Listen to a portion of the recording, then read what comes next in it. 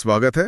आज हम SAP ERP पर बात करने वाले हैं। हमारे पास एक कह सकते हैं एक इंट्रोडक्टरी दस्तावेज है। तो सबसे पहले एवलिन, ये ERP क्या बला है? Enterprise resource planning. हाँ बिल्कुल।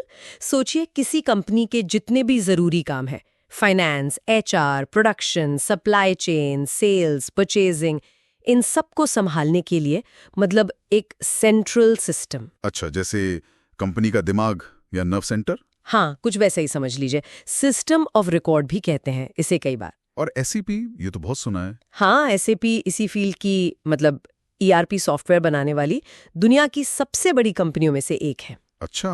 1972 में जर्मनी में शुरू हुई थी। आज तो खैर लाखों यूजर्स हैं इसके। तो आज हम इसी SAP ERP की बेसिक बातें और इसकी अहमियत समझने की कोशिश करेंगे। चलिए शुरू करते हैं। हाँ। तो ERP मतलब एक सेंट्रल हब जो सबको जोड़ता है। हाँ। और SAP ऐसे सिस्टम्स बनाता है। आपने वो नाम लिए थे पहले, ECC, HANA, ABAP। ये क्या चीजें हैं? हाँ, ये टर्म्स काफी कॉमन है SAP की दुनिया में। देखिए, ECC यानी ERP सेंट्रल कंपोनेंट, ये SAP का कोर यानी पुराना वाला लेकिन बहुत पावरफुल सिस्टम है। फिर आया HANA, high performance analytic appliance. ये एक कह सकते हैं सुपर फास्ट डेटाबेस टेक्नोलॉजी है, मतलब बहुत सारा डेटा फटाफट एनालाइज करने के लिए। ओके, स्पीड के लिए। और ABAP? ABAP एक प्रोग्रामिंग लैंग्वेज है, एडवांस्ड बिजनेस एप्लीकेशन प्रोग्रामिंग। इससे कंपनियां SAP को अपनी जरूरतों के हिसाब से कस्टमाइज कर सकती हैं। अच्छा, तो ये सिर्फ नाम नहीं है, इनके पीछे टेक्नोलॉजी है।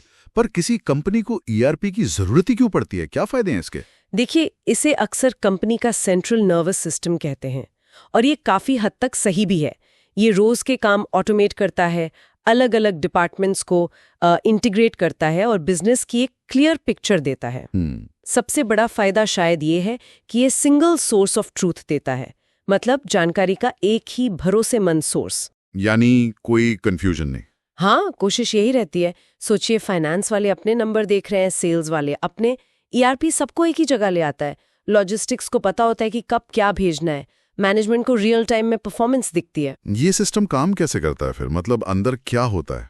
ये ना अलग अलग मॉड्यूल से बना होता है। जैसे फाइनेंस का एक मॉड्यूल, HR का एक, सेल्स का एक। अच्छा। और ये सारे मॉड्यूल एक कॉमन डेटाबेस यूज करते हैं और आपस में बात करते हैं।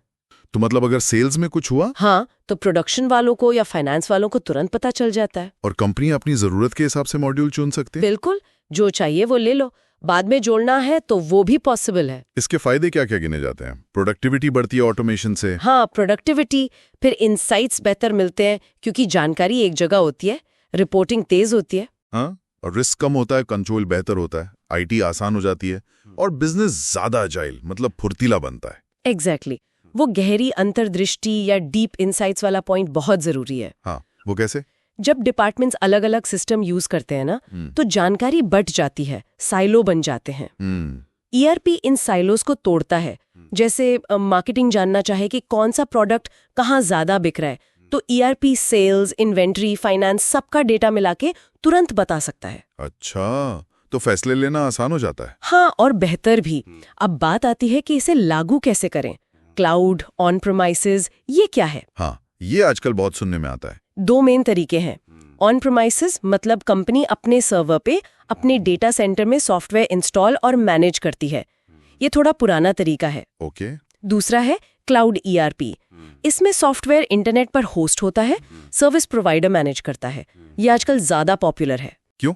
सस्ता पड़ता है? हाँ, शुरुआती खर्चा कम होता है और जरूरत के हिसाब से स्केल करना मतलब घटाना बढ़ाना आसान होता है। लेकिन सिक्योरिटी का चक्कर, वो एक कंसर्न रहता है लोगों को, पर जो अच्छे क्लाउड प्रोवाइडर्स हैं वो काफी सिक्योर होते हैं। तो अगर कोई कंपनी ERP चुन रही है तो क्या देखना चाहिए उन्हें? कुछ बेसिक चीजें हैं, जैसे कॉमन डेटाबेस तो हो ही, एनालिसिस के टूल्स हो उसमें, डेटा विजुअलाइजेशन अच्छा हो, मतलब चार्ट्स, ग्राफ्स वगैरह, ऑटोमेशन हो, और चलाने में आसान हो, UI UX जिसे कहते हैं। हाँ बिल्कुल, यूजर इंटरफेस और यूजर एक्सपीरियंस अच्छा होना चाहिए, दूसरे सॉफ्टवेयर से आसानी से जुड़ जाएं, और AI, मशीन लर्निंग जैसी नई टेक्नोलॉजी को सपोर्ट करें तो और भी अच्छा।